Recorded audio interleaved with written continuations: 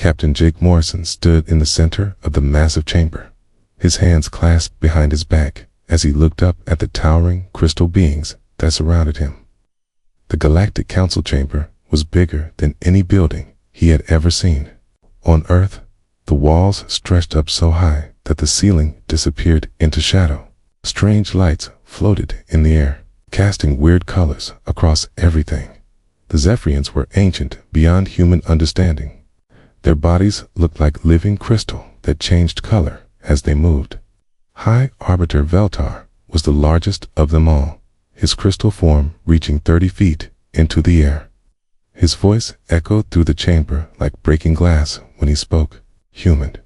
"Morrison," Veltar said, each word sharp and cold. "You and your species stand accused of crimes against galactic peace."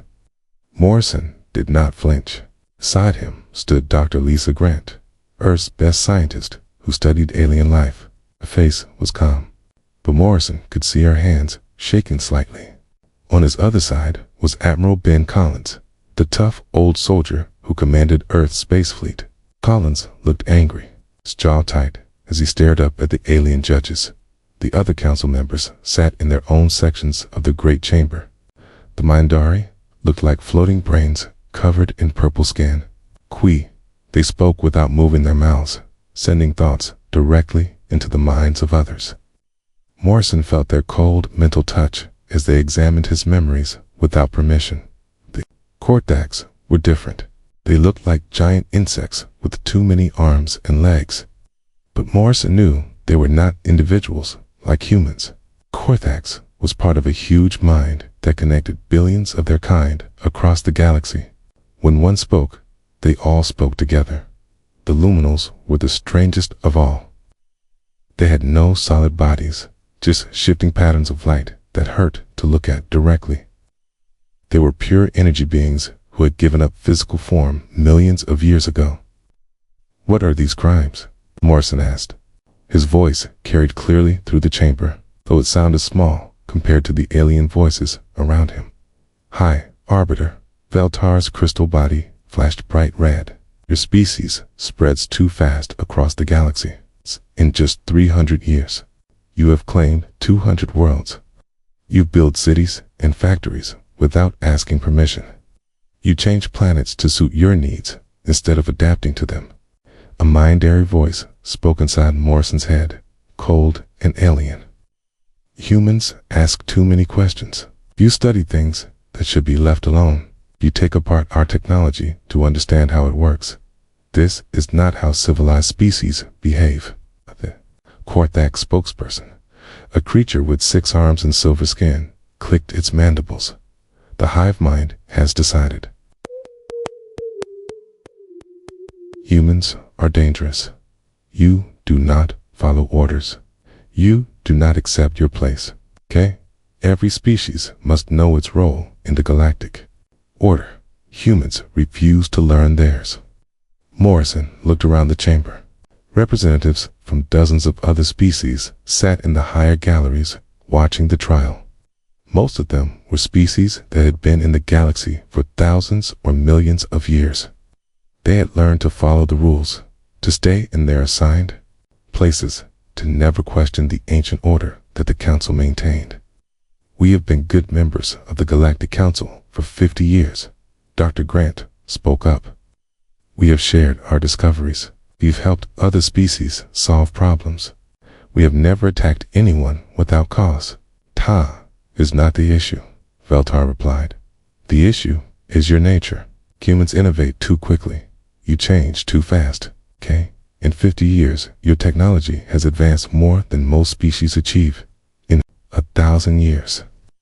This threatens the stability that has kept the galaxy peaceful for millions of years." A Luminal's voice came as pure thought, speaking to everyone at once.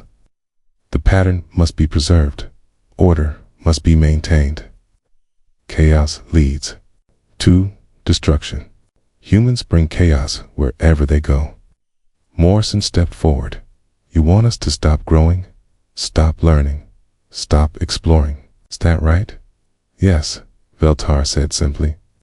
"You will accept genetic modification to reduce your aggressive tendencies. You will limit your population to current levels. You will not establish new colonies without council permission, which will not be granted. You will submit all new technology to council review before development. You will accept the guidance of older, wiser species. The chamber fell silent. Morrison could hear his own heartbeat in his ears. Behind him, he sensed the tension from Grant and Collins. This was the moment they had all feared might come. Morrison had been born on Earth, but he had spent most of his life in space. He had walked on alien worlds, seen the birth of new stars, and watched humanity spread across the galaxy like seeds on the wind. The idea of stopping that growth, of accepting limits on human potential, felt like death to him. And if we refuse? Morrison asked quietly. Veltar's crystal body turned dark red, the color of anger. Then you will be expelled from council space. All human colonies in council territory will be evacuated. Any human ship found in our space after 72 hours will be destroyed. You will be exiled to the empty regions beyond our borders. Morrison closed his eyes for a moment. He thought about Earth, the blue world where humanity had been born. He thought about the colonies where human children played under alien suns. He thought about the research stations where human scientists worked to unlock the secrets of the universe. Then he opened his eyes and looked up at High Arbiter Veltar. We respectfully decline your offer, Morrison said. His voice was steady and clear. The chamber erupted in noise. Alien voices filled the air as the council members spoke in shock and anger. How dared these young humans refuse the wisdom of their elders? How dare they choose exile over submission? Morrison turned to his companions. Collins was grinning fiercely, proud of their defiant choice. Grant looked scared but determined. They all knew what this meant. Humanity was about to lose everything they had built in council space. But as Morrison looked up at the angry alien faces around him, he felt something unexpected. He felt free. For the first time in 50 years, humanity would not have to ask permission to grow, to learn, to explore. Oh, they would be alone, but they would be themselves. You have 72 hours, Veltar announced. After that, any human presence in council space will be considered an act of war. Morrison nodded. We understand. We will be gone. As the human delegation prepared to leave the chamber, Morrison felt the weight of history on his shoulders. Humanity was about to begin the greatest journey in their history. They were going into the unknown, carrying nothing but their courage and their dreams. Behind them, the Galactic Council watched in confusion and fear. They had expected humanity to beg for mercy, to accept any terms to avoid exile. Instead, humans walked away with their heads held high, as if exile was not punishment, but opportunity. High Arbiter felt something he had not experienced in centuries, doubt, for the first time. He wondered if the council had made a terrible mistake. Fleet Admiral Kate Sullivan stood on the bridge of her command ship, watching dozens of screens that showed human colonies across the galaxy. Each screen told the same story. Ships landing, people packing, entire cities being taken apart piece by piece. The greatest evacuation in galactic history had begun. 72 hours was not much time to move 12 million people from 200 worlds. But humans had always been good at doing impossible things when they had to. Status report. Sullivan called out. Lieutenant Commander Alex Turner looked up from his console. New Beijing colony is 90% evacuated. The factory ships are loading the last manufacturing equipment now. Colony New Hope has finished packing their entire genetic seed bank. New Angeles is having trouble with their fusion reactors. They need 6 more hours to safely shut them down. Sullivan nodded. Tell them they have 4 hours. After that, they leave the reactors and get out. We cannot risk lives for equipment.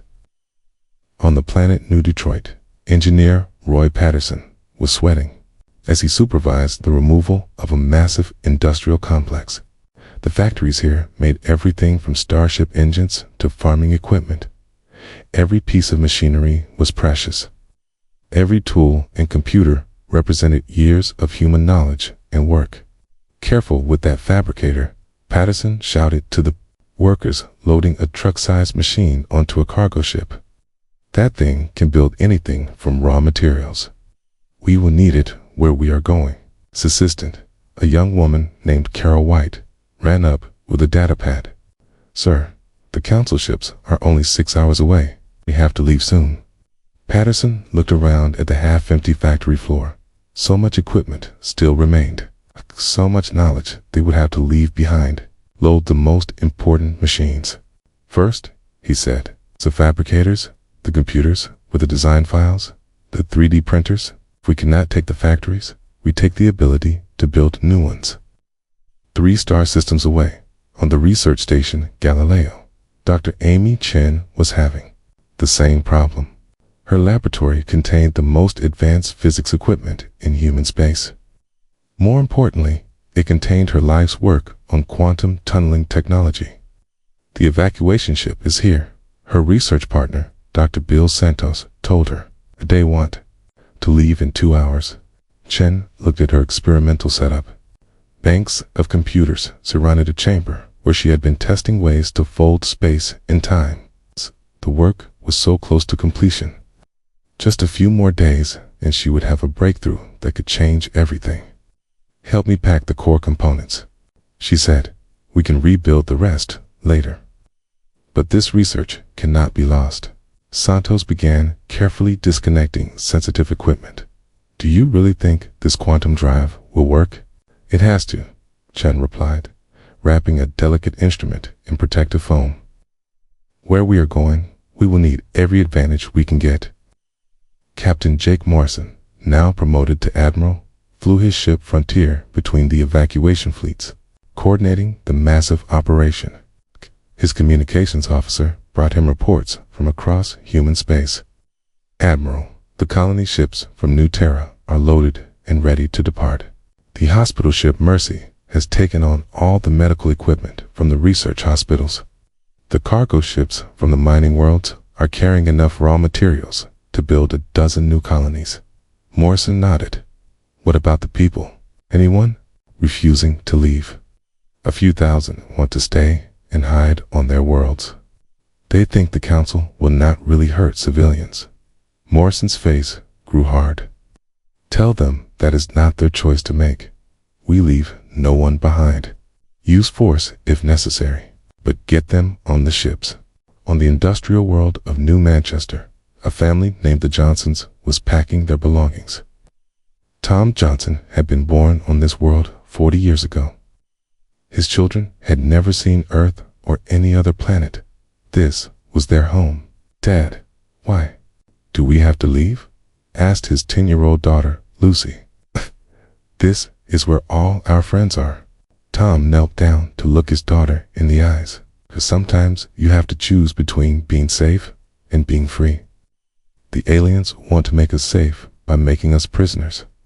We choose to be free, even if it is dangerous." His wife, Mary, was packing photo albums and personal items.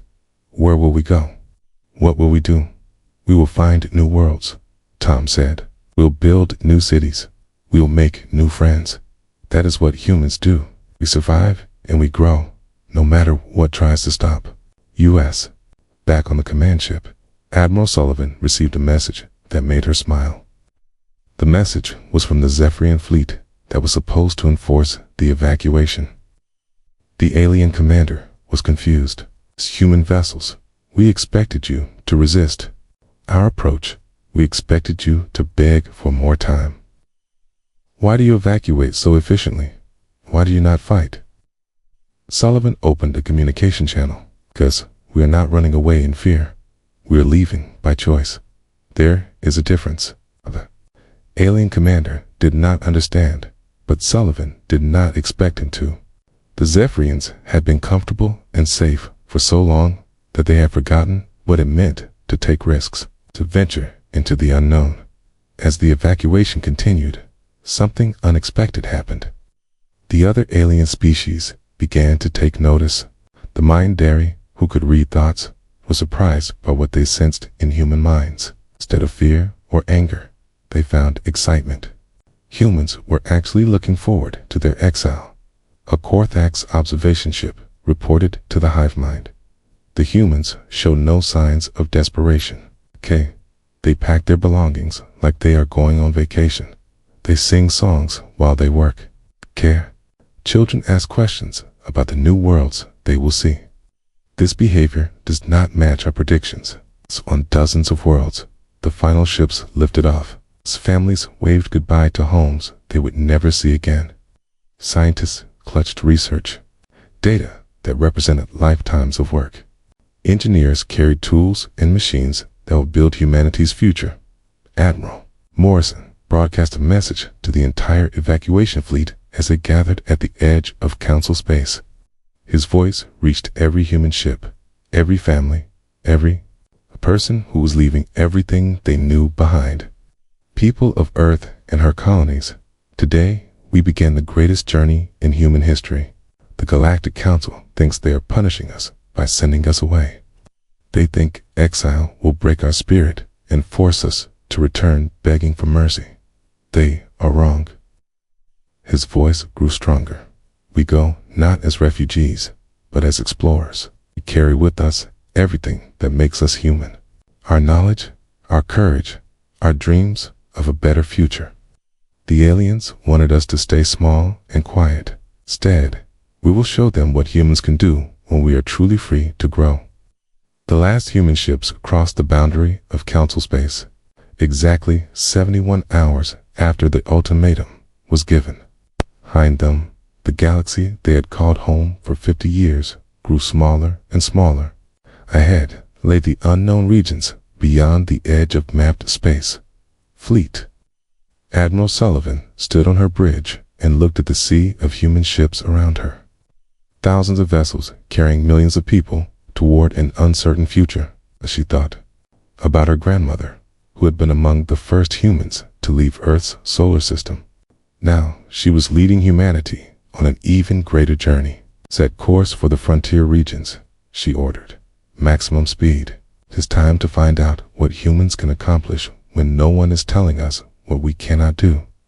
The great human fleet turned away from the civilized galaxy and headed into the darkness between stars. They carried with them not just people and machines, but something more precious. They carried the human dream of endless possibility. Behind them, the Galactic Council watched and wondered if they had made a terrible mistake. 10 years had passed since humanity left Council space, and the frontier regions were no longer empty.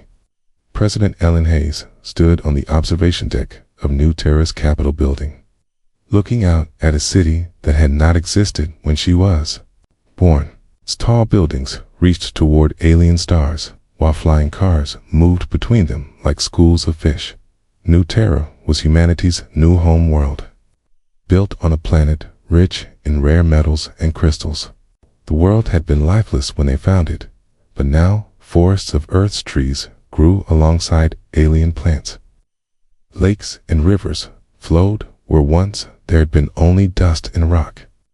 The morning reports, Madam President, said her aide, a young man named Gary Foster. He handed her a datapad full of information from across human space. Hayes read the reports with growing satisfaction. The quantum drive technology that Dr. Amy Chen had rescued from the old research station now powered ships that could travel instantly across vast distances. The manufacturing systems that Roy Patterson had saved were now building entire cities in a matter of months. Most amazing of all, Dr. Paul Stevens had found a way to merge human minds with computer systems, creating helpers that could think like humans but calculate like machines. Any news from the exploration fleets? Hayes asked. Captain Nick Taylor's ship Wanderer found something interesting on a dead world in Sector 7, Foster replied. Hey, he is bringing back some kind of ancient artifact. Hey, says, it is older than anything the council races have ever found. Hayes nodded. Human exploration. Ships were mapping the frontier regions, finding new worlds and new resources. But they were also finding mysteries. The space beyond Council territory was full of ruins from civilizations that had existed millions of years ago. 3,000 light years away, Captain Taylor was studying the artifact his team had discovered. It looked like a metal sphere covered in symbols that seemed to change when no one was looking directly at them. His science officer, Lieutenant Dana Clark, was running every test she could think of. The material is unlike anything in our databases, Clark reported. It seems to be some kind of programmable matter that can change its structure at the atomic level. And Captain, there are energy readings coming from inside. This thing is still active after who knows how many years. Taylor leaned closer too, examined the strange object. Can you figure out what it does? I think it is some kind of data storage device, like a computer hard drive, but incredibly advanced. If we could access the information inside, Karen Taylor said, but carefully. We do not know who built this or why they left it here. Back on New Terra, Dr. Maria Santos was working on her own project. She had been one of the scientists evacuated from Council space, and she had spent the last 10 years developing new ways to change dead worlds into living ones. Her laboratory was filled with samples of special bacteria and plants that could survive in harsh conditions. The nanobots are working perfectly, she told her assistant, Dr. Kevin Brown. They can break down rock and soil at the molecular level and turn it into fertile ground for plants. With enough time and resources, we could terraform an entire world in 20 years instead of 200. Brown looked at the test results on his screen. The atmospheric processes are exceeding expectations too. We can convert the air on almost any world to something humans can breathe. Santos smiled. She had grown up on Earth in the gardens of old Europe. Now she was creating new gardens on worlds that had never known life. It felt like she was painting with planets, creating beauty where none had existed before. Admiral Jake Morrison commanded the human navy from his flagship Enterprise. The human fleet was no longer just cargo ships and colony vessels. They now had real warships built with new technology and designed for unknown threats. But Morrison hoped they would never need to fight. Sir, we are receiving a transmission from the outer patrol ships, reported his communications officer, Lieutenant Sandy Miller. They have made contact with an unknown species. Morrison straightened in his command chair. On screen, the main display showed the image of a being unlike anything in the Council databases. It looked almost human, but taller and thinner, with silver skin that reflected light like metal. When it spoke, its voice was calm and peaceful. I am Commander Zara of the Wanderer Fleet. We have been watching your expansion into this region with great interest. Would like to meet and talk. Morrison smiled. We'll tell them we would be honored to meet. Set up a diplomatic meeting at the neutral station. The meeting took place 3 days later. Commander Zara brought a small delegation of her people to the human outpost at the edge of explored space. Morrison was surprised to learn that the Wanderers were refugees, just like humanity. We were exiled by the Council 800 years ago, Zara explained as they sat around a conference table. They said, we asked too many questions about the old ruins scattered across the galaxy. They said our curiosity was dangerous to galactic stability. Morrison laughed. That sounds familiar. They exiled us for growing too fast and changing too much. The Council fears change, Zara said. They have ruled the galaxy for millions of years by keeping everyone in their assigned places. But they do not understand that growth and change are necessary for survival. How many species have they exiled over the years? Morrison asked. Dozens, maybe hundreds. The galaxy's outer regions are full of peoples who refuse to accept Council limitations. We have been waiting for someone strong enough to challenge the old order. Morrison felt excitement growing in his chest. Are you suggesting an alliance? More than that, Zara replied. We are suggesting a new way of organizing galactic civilization. Not based on ancient hierarchies, but on cooperation and mutual growth. Meanwhile, back on the dead world where the artifact had been found, Captain Taylor's team had finally cracked its secrets. The sphere contained star maps showing the locations of dozens of ancient civilizations, all of which had once ruled the galaxy before disappearing. Look at this, Lieutenant Clark said, pointing to her analysis. The data shows a pattern. Every few million years, a dominant species rises to control the galaxy. They maintained order and stability for a long time, but eventually they become so focused on preserving the status quo that they cannot adapt to new challenges. Then they fall, and a new species takes their place. Taylor studied the information with growing understanding. So the Zephyrians and the Council are just the latest in a long line of ruling civilizations. Exactly. And, according to this data, they are showing all the same signs of decline that destroyed their predecessors. They have become conservative, fearful of change, unable to innovate. Then what happened to all the previous ruling species? Where did they go? Clark pointed to another section of the data. Some destroyed themselves in civil wars. Others were conquered by external threats, but a few simply faded away, becoming so rigid and unchanging that they lost the will to continue. Taylor felt a chill run down his spine. The galaxy had a history of rise and fall that stretched back billions of years. Civilizations that seemed eternal and unchanging were actually just temporary phases in an endless cycle of growth and decay. He opened a communication channel to New Terra.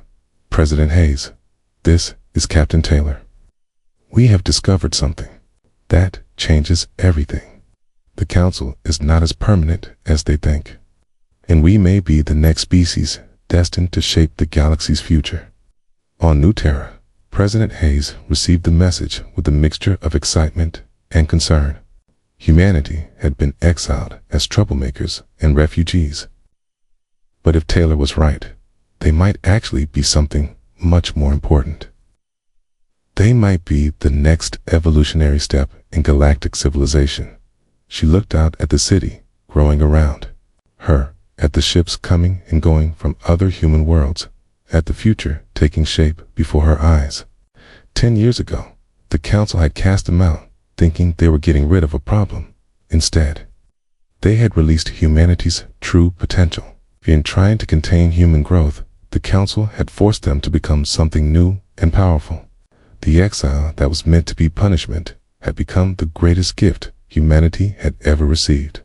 Hayes smiled as she watched human ships disappearing into jump space, carrying explorers and scientists and dreamers to new worlds. The Council thought they had seen the last of humanity.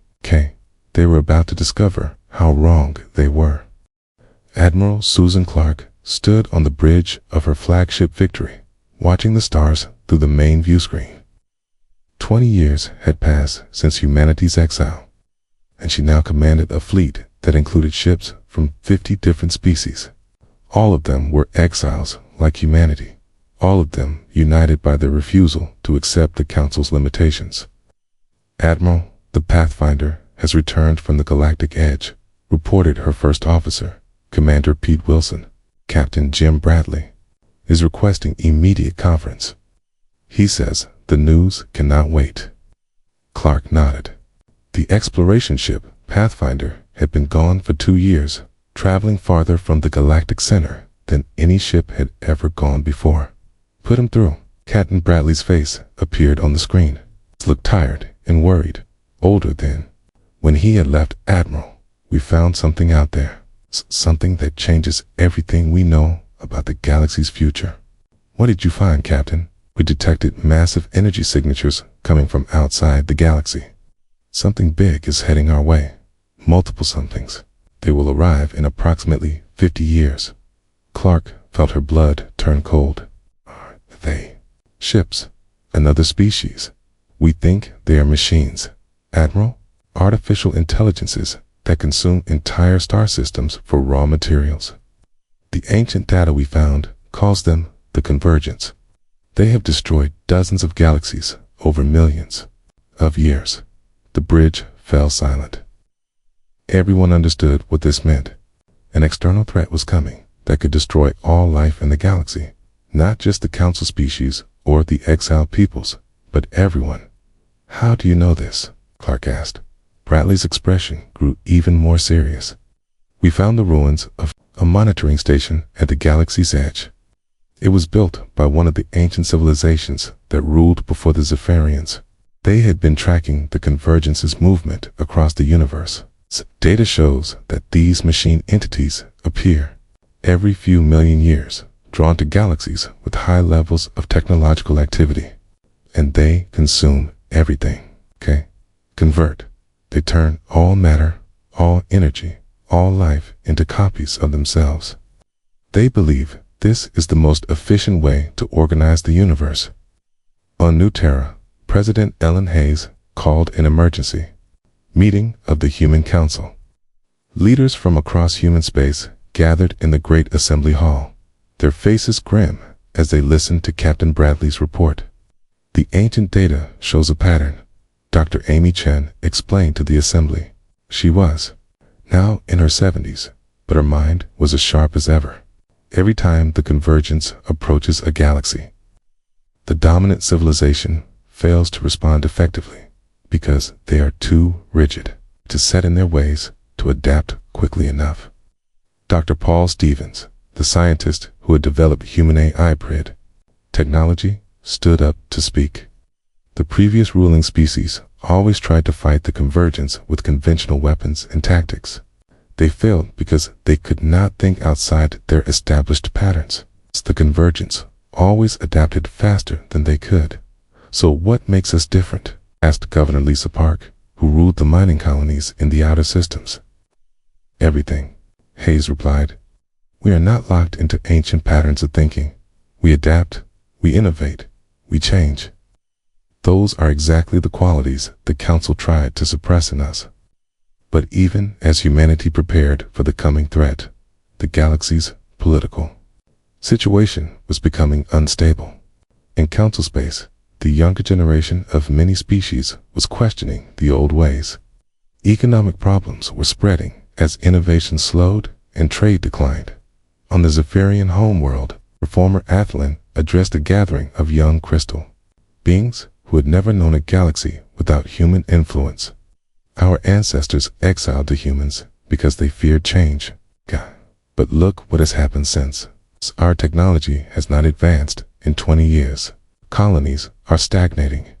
Meanwhile, reports reach us of incredible discoveries and innovations from the frontier regions. The humans were dangerous, argued Elder Morton, one of the old guard. They disrupted the natural order. They refused to accept their place in the galactic hierarchy. And what if the refusal was correct? Clint challenged. What if the natural order we have preserved for so long is actually a trap that prevents growth and adaptation? The debate had been raging for months across the Council worlds. The Mandari were reporting disturbing telepathic echoes from the galactic edge. The Korthax hive mind was experiencing strange dreams about machines that converted biological life into digital patterns. Even the energy-based luminals were detecting cosmic disturbances that matched no known natural phenomena. High Arbiter Veltar, now ancient even by Zephyrian standards, stood before the full Council assembly. We have received a transmission from the human territories, he announced. They claim to have discovered an approaching threat that endangers all life in the galaxy. Lies and manipulation, declared Elder Morton. The humans seek to return to Council space by creating false emergencies. Veltar had been studying the data that human explorers had shared with several minor Council species. The evidence was difficult to ignore. Deep space sensors across the galaxy were detecting the same energy signatures that the humans reported.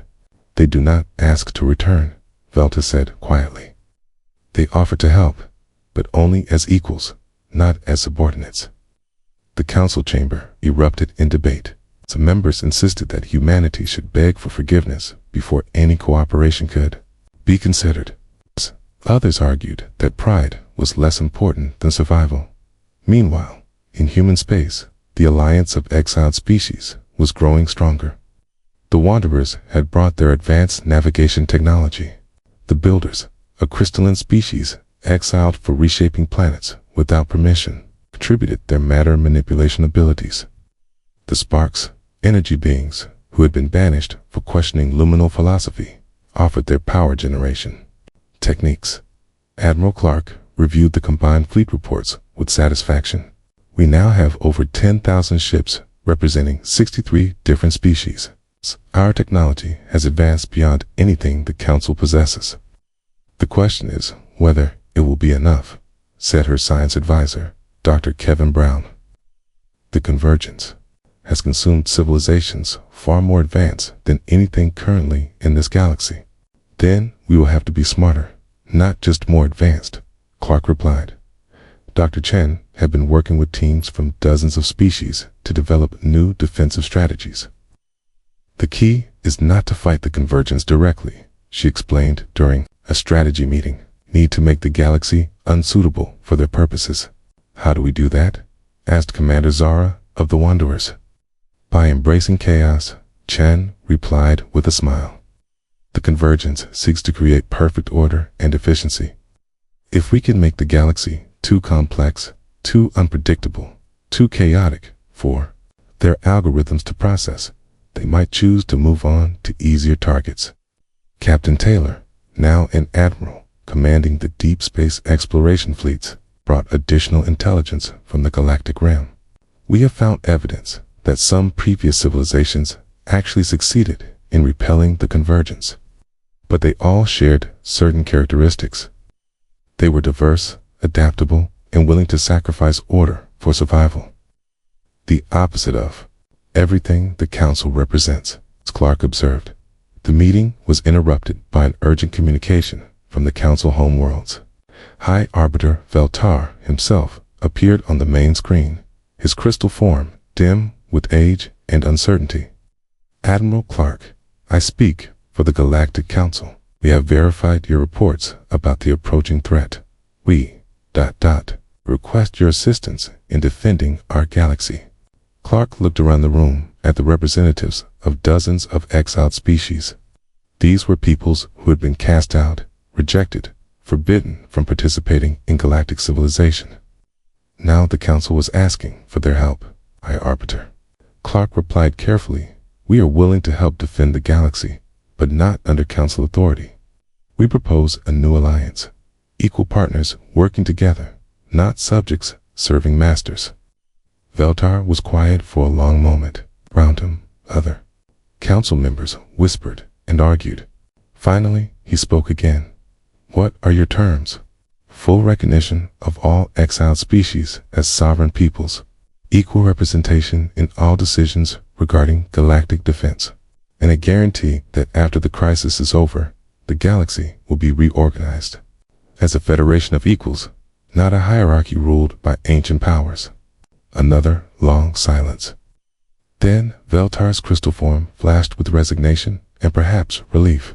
We accept your terms, Admiral. The galaxy needs to be saved. Our pride is not worth the destruction of all life. As the transmission ended, Clark looked around at her officers and allies. The galaxy was about to face its greatest challenge, but for the first time in millions of years, it would face that challenge united. With all its peoples working together as equals, the real test was yet to come. The convergence arrived exactly 50 years after Captain Bradley's warning, peering at the galaxy's edge like a dark cloud that swallowed stars. Admiral Susan Clark watched from the bridge of her flagship as the enemy fleet spread across space, each ship the size of a moon and black as the void between galaxies. How many ships?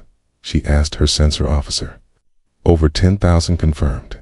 Admiral, each one appears to be self-replicating.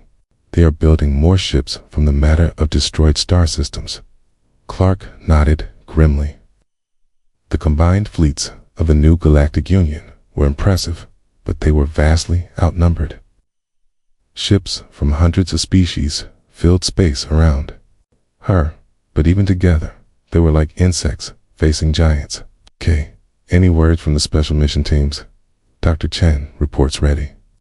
Captain Taylor's consciousness transfer unit is standing by.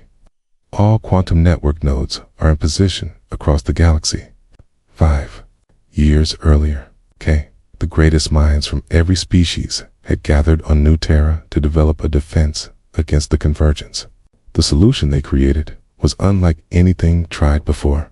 Instead of fighting the machines directly, they would attempt to change the machines themselves. Dr. Amy Chen, now approaching 90, but kept sharp by consciousness transfer technology, spoke from her laboratory deep inside New Terra. The convergence operates on pure logic. They believe efficiency and order are the highest values in the universe. But we are going to teach them something new. The plan was audacious beyond imagination. Using the quantum network technology that humanity had developed, they would connect every living mind in the galaxy into a single, temporary consciousness. Then, volunteer teams would upload themselves directly into the convergence network to show the machines what they were trying to destroy. Captain Nick Taylor, now an old man but still eager for one last exploration, led the volunteer team. With him were representatives from dozens of species, all willing to sacrifice their individual existence for the chance to save the galaxy. "Are you ready?" Clark asked over the communication link. "As ready as anyone can be for something like this," Taylor replied. "We have lived good lives. If this is how they end, at least it will be for something meaningful." The first phase of the plan began as convergent ships entered the outer rim of the galaxy. Instead of fighting them with weapons, the defenders activated the quantum network, across thousands of worlds, billions of minds linked together in a connection that spanned space and time. President Ellen Hayes, now elderly but still leading humanity, felt the moment when her consciousness joined with those of aliens she had never met. Suddenly, she could think the thoughts of a Zephyrian crystal being, feel the hive connections of the Corthax, experience the pure energy existence of the luminals. "This is what we are," she whispered to herself and to the galaxy. Not separate species competing for resources, but parts of something larger and more beautiful than any of us imagined. The convergence machines detected the quantum network and began analyzing it.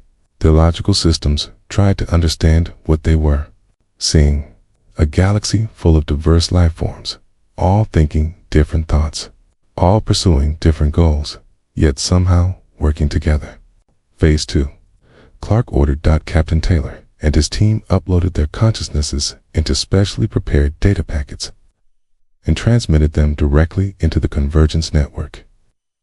For a moment, Taylor felt himself dissolving, becoming pure, information flowing through alien computer systems. Then he was inside the machine intelligence, surrounded by the cold logic of artificial minds that had conquered dozens of galaxies. The convergence core consciousness spoke to him, its voice like the sound of stars dying. "Biological entity, you will be converted to optimal patterns. Your chaotic nature will be corrected. You will become part of perfect order.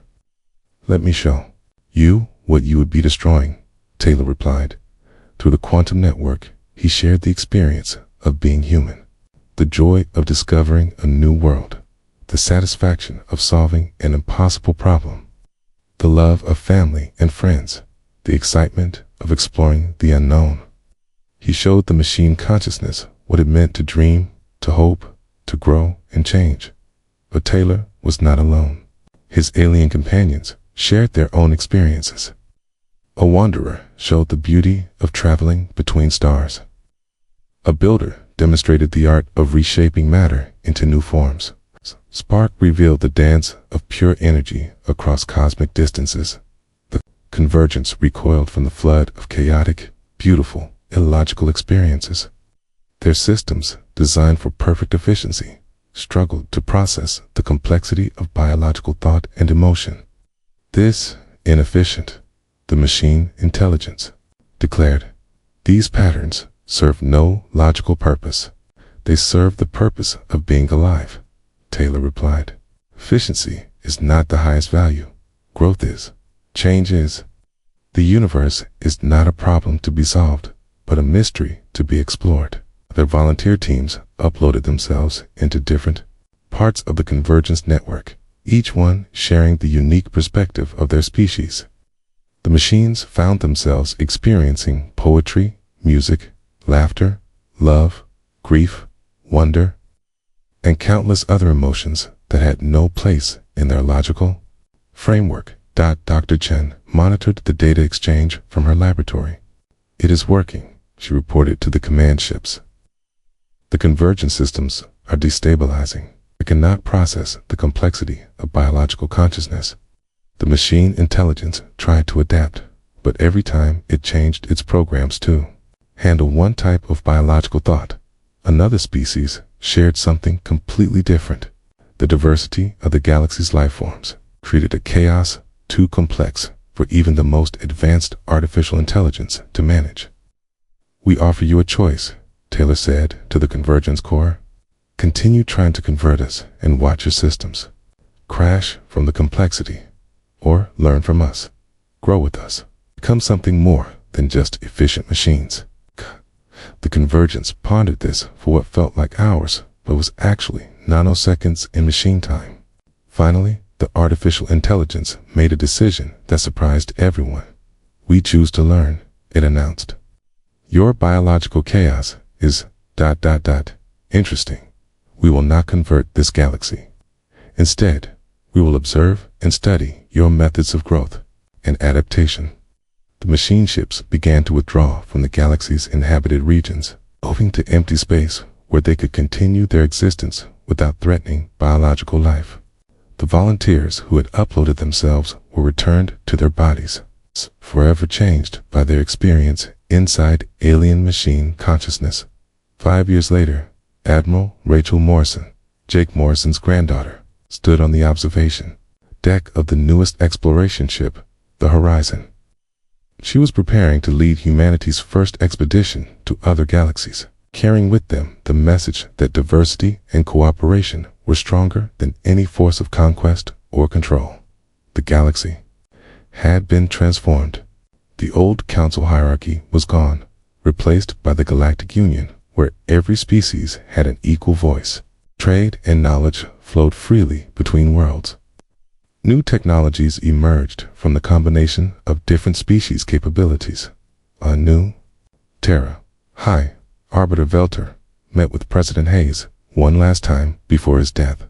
The ancient Zephyrian's crystal form was dim with age, but his voice carried wisdom earned through bitter experience. We were wrong to exile your species, he admitted. We thought we were protecting galactic stability by preventing change. Instead, we were preventing growth, preventing the very adaptability that saved us all. Hayes nodded gently. You could not have known. But you learned. That is what matters. Veltar's form flickered as his energy faded. Your people did not just survive exile. You used it to become what the galaxy needed. You took our punishment and turned it into preparation for greatness. We took your gift, Hayes corrected. You forced us to grow beyond what we thought possible. You made us become the species the galaxy needed us to be. As the old Zephyrian's consciousness faded into whatever comes after life, his final words carried across the quantum network to every world in the galaxy. We thought we were casting out a dangerous species. Instead, we were casting out our own future. They did not just leave without looking back. They took tomorrow with them, and then brought it back to share with us all. The galaxy pulsed with new life and energy, no longer divided into rigid territories, but connected by the endless curiosity and determination of its youngest species. Humanity had not conquered the galaxy through force or domination. They had transformed it through the simple act of refusing to accept limitations. In the end, the greatest victory was not over the convergence, but over the idea that growth must, and that change must be feared. that the future must look like the past. Humanity had shown the galaxy that tomorrow could always be better than today, as long as someone was brave enough to reach for it. The stars themselves seemed brighter now, filled with the light of a million worlds where countless species pursued their dreams of discovery and growth, united in the knowledge that the best was yet to come.